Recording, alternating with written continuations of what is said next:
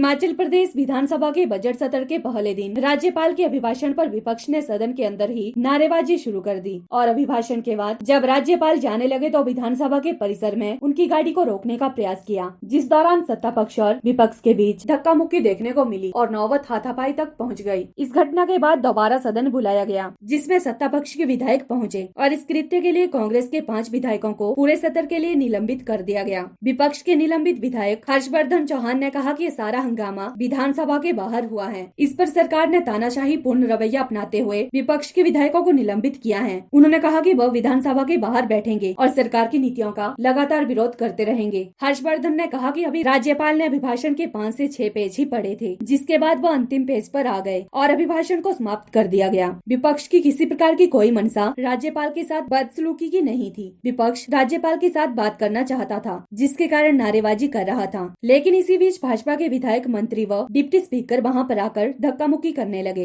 सरकार तानाशाही रवैया अपनाकर विपक्ष की आवाज को दबाने की कोशिश कर रही है। विपक्ष इस प्रकार के हथकंडे से डरने वाला नहीं है। उन्होंने कहा कि सरकार में कोई भी अनुभवी नेता नहीं है, जिसके चलते विपक्ष को जो मान सम्मान मिलना चाहिए वह नहीं मिल पा रहा है। देखो, ऐसा है जो ये मसला आज हुआ है, हमारी कभी भी राज्यपाल के प्रति ऐसी कोई मंशा कि हम उनके प्रति ऐसी कोई टिप्पणी करें, ऐसा काम करें, ऐसी भी हमारी मंशा नहीं थी। मगर जब राज्यपाल ने अभिभाषण पढ़ना शुरू किया, 7-8 पन्नों के बाद वो एकदम लास्ट पन्ने पे आ गए, जबकि राज्यपाल के अभिभाषण के 65 पन्ने थे। ये परंपरा रही है कि राज्यपाल पहले पन्ने से लेकर के आखिरी पन्ने तक जो है राज्यपाल का अभिभाषण पढ़ते हैं। जब वो लास्ट पन्ने पे आए तो हमारे विपक्ष के नेता मुकेश अग्निहोत्री जी ने ऑब्जेक्ट किया कि आप इसको पूरी चीज़ों को पढ़ो और इसमें एग्रीकल्चर बिल के बारे में और इश्यूज हैं, महंगाई है, रोजगारी है, उसके बारे में भी हम सुनना चाहते थे। अब वो अचानक लास्ट पन्ने पे आकर के और वहाँ से वो भाग गए, स्पीकर के कमरे में चले गए। ये परंपराओं के विपरीत है।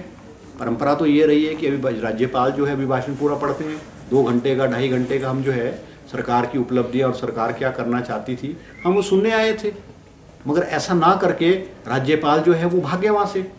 जब हम बाहर बैठे थे अपनी बात रखने के लिए, हम राज्यपाल से बात करना चाहते थे, सत्ता पक्ष के लोगों ने हमसे बात करने नहीं दी। ये परंपरा रही है कि राज्यपाल के अभिभाषण के बाद विपक्ष के नेता को चाय पे बुलाया जाता है। मुकेश अग्निहोत्री को बुलाया नहीं गया और जब वो आए वहाँ धक्का मुक्की मारनी शुरू कर दिए। और मैंने स्पीकर साहब से खुद कहा, मुख्यमंत्री भी थे, गवर्नर भी थे, मैंने स्पीकर साहब से कहा कि आप 2 मिनट हमसे बात करिए, हमसे चर्चा करिए, हम गवर्नर साहब से बात करना चाहते हैं और हम बाइज्जत इनको यहाँ से जाने देंगे। मगर वो धक्का मुक्की होगी, किसी ने सुनी नहीं।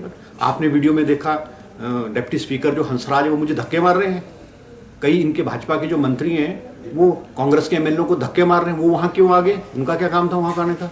मंत्रियों का क्या काम था? अगर हम विपक्ष के रूप में वहाँ हमारा प्रदर्शन कर रहे थे, हम अपनी आवाज़ उठा रहे थे, सत्ता पार्टी के लोगों को वहाँ क्या अधिकार है आने का? तो ये सारी जो घटनाक्रम है, इसमें भारतीय जनता पार्टी के जो सरकार है और नेताएं हैं, इन्होंने हमारे साथ कभी भी वार्तालाप करने की कोशिश नहीं की, कोई एक कंसेंसस लाने की कोशिश नहीं की। ये इनकी जिम्मेवारी है। आज हमको इन्होंने निष्कासित कर दिया विधानसभा से, मुख्य विपक्ष के नेता, और हम 5 विधायकों को कर दिया यहाँ से।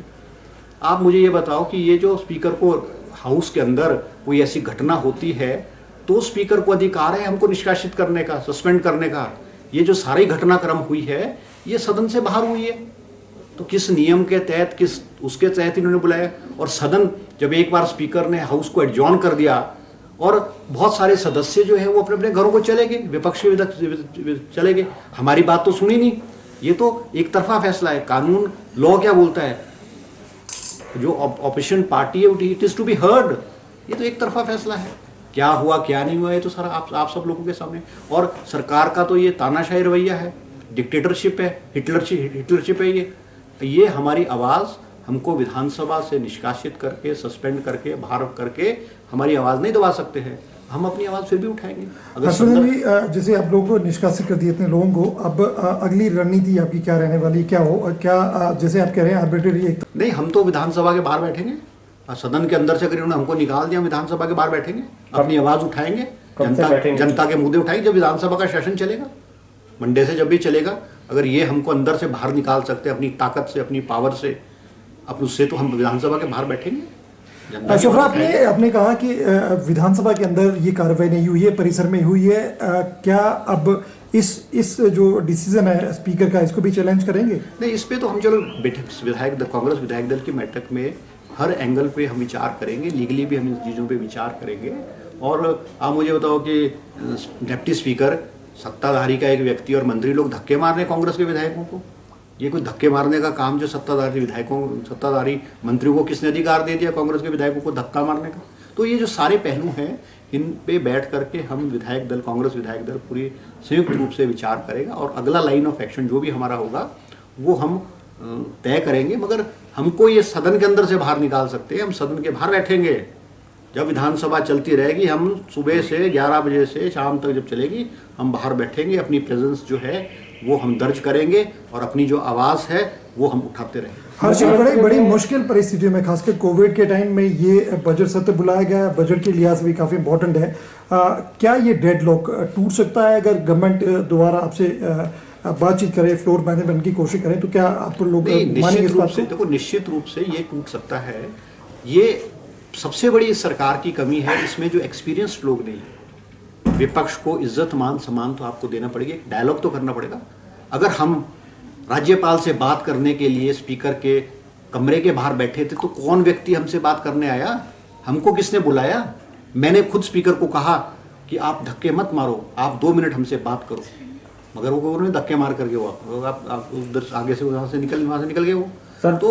तो ये अगर हमसे ये बात करेंगे, हम चाहते हैं कि सदन चलना चाहिए, ठीक ढंग से सदन चलना चाहिए।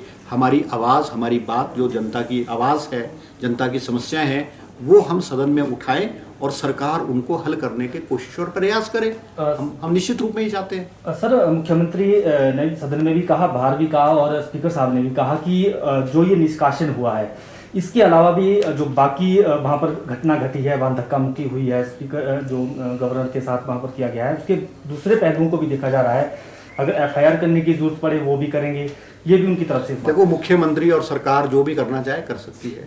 हम इनकी धमकियों से, इनके एफआईआर से, इनके केस से हम डरने वाले नहीं हैं। हमको जनता ने इस विधानसभा के अंदर जनता के मुद्दे उठाने के लिए, जनता की आवाज़ उठाने के लिए भेजा है। हम उठाते रहेंगे। ये हमें चाहे जेल भेज दें, चाहे हमारे ऊपर केस करें, हम निश्चित रूप से इन बातों से डरने वाले नहीं। सदन में मुख्यमंत्री ने ये कहा कि ये सुनियोजित था राज्यपाल। नहीं, देखो, ये कहना भाजपा का भी गलत है कि ये सुनियोजित था। हम आराम से बैठ करके राज्यपाल का अभिभाषण सुन रहे थे। राज्यपाल ने 10 पेज पढ़े। 10वें पेज पढ़ने के बाद वो आखिरी पन्ने 65वें पन्ने पे आ गए। हमारा ऑब्जेक्शन तो यही है कि जो राज्यपाल जब आए हैं तो आप अपने जो आप गवर्नर एड्रेस है उसको पूरा पढ़ो। जब उन्होंने नहीं पढ़ा तो हमने हमारे विपक्षी नेता मुकेश ने ऑब्जेक्ट किया। हमारी तो लड़ाई यही है। हम बाहर राज्यपाल से बात करने के लिए इसीलिए बैठे कि हमने राज्यपाल से बात करनी और हम ये चाहते थे कि राज्यपाल इस पूरे अभिभाषण को पढ़े ताकि सदन की कार्रवाई में भी आए और लोगों को भी, हमें भी पता लगे। अब हमारे हाथ में किताब 65 पन्ने की किताब पढ़ा दी, जिसको पढ़ने में कम से कम 1 घंटा लगता है। अगर हम पढ़ना चाहें 1.5 घंटा लगता है। राज्यपाल 10 मिनट पढ़ने के बाद ऐसी क्या मजबूरी होगी राज्यपाल की कि वो आखिरी पन्ने पे आ गए?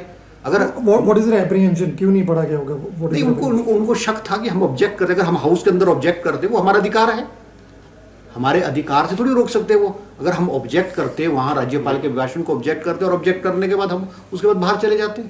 तो ये सारा घटनाक्रम है। हम इस पे भारतीय जनता पार्टी की सरकार को दोषी मानते हैं। इनका विपक्ष के साथ कोई डायलॉग नहीं है, कोई ये बात नहीं करते और ये डिक्टेटरशिप और तानाशाही चलाने की कोशिश करते हैं। So far CM have said this is sheer frustration of losing the one after another election. What is your take on that?